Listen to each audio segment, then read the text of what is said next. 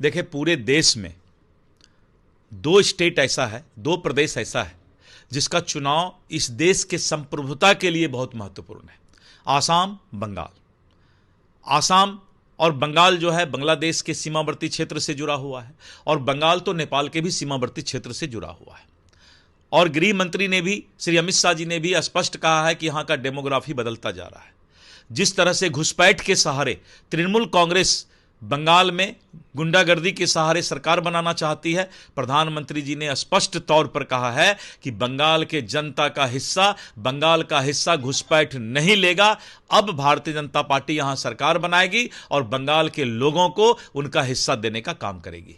मल्लिकार्जुन खड़गे कह रहे हैं गुजरात के लोग अनपढ़ हैं और उन्हें प्रधानमंत्री गुमराह कर रहे हैं। देखिए, गुजरात के लोग अनपढ़ हैं, आज पूरे दुनिया में गुजरात के लोग डंका बजा रहे हैं। केरल के लोग भी जो है आज पूरे दुनिया में फैले हुए हैं। इसीलिए इस तरह की भाषा का उपयोग अब कांग्रेस ही करता है। आप देखते होंगे राहुल गांधी का भाषा, खड़गे का साहब का भाषा, इन लोगों का भाषा जो है अब वही स्थिति हो गई है। जब लोग मानसिक तौर पे विक्षिप्त स्थिति में रहते हैं तो उन लोगों की भाषा बदल जाती है। ममता बनर्जी ने मतदाताओं से अपील किया है कि जिनका नाम हटाया गया है वो अपील करें और बदला लें। देखिए, ममता बनर्जी अब जो है उनको मालूम हो गया कि उनकी सरकार बंगाल से अब विदा ले रही है। अब वहां एनडीए की सरकार आने वाली है और ममता बनर्जी अब अंतिम चाल खेल रही है, अंतिम भ्रामक प्रचार फैला रही है, मोह माया फैलाने का काम कर रही है। लेकिन बंगाल की जनता इस बार ममता बनर्जी के मोह माया में पड़ने वाली नहीं है।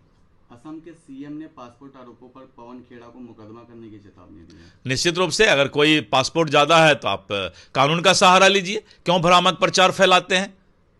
इस तरह का भ्रामक प्रचार फैलाना अब कांग्रेस की आदत बन गई है, और अगर कुछ है तो कानून अपना काम करेगी। इस पर वो मल्लिकार्जुन और खड़गे कौन होते हैं?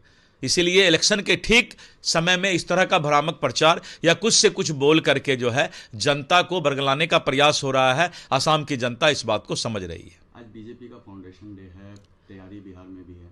देखिए, जनसंघ काल और उसके बाद भारतीय जनता पार्टी का गठन, 47वां स्थापना दिवस, आदरणीय अटल बिहारी वाजपेयी जी, आदरणीय लाल कृष्ण आडवाणी जी, आदरणीय मुरली मनोहर जोशी जी, ऐसे सरीखे के नेताओं ने भाजपा को सींच कर यहां तक पहुंचाया।